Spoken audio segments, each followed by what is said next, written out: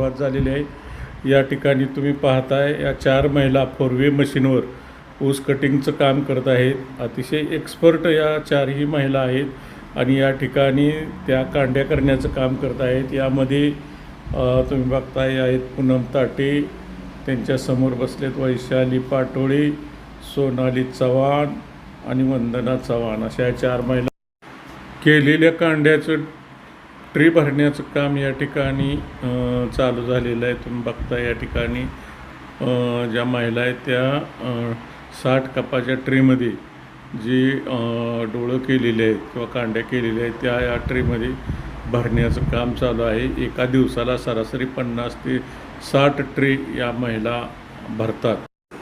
कांड्या भरलेली ट्री या पद्धतीनं शेतामध्ये आणून बेडवर त्या मांडले जातात आणि त्याची भट्टी लावली जाते।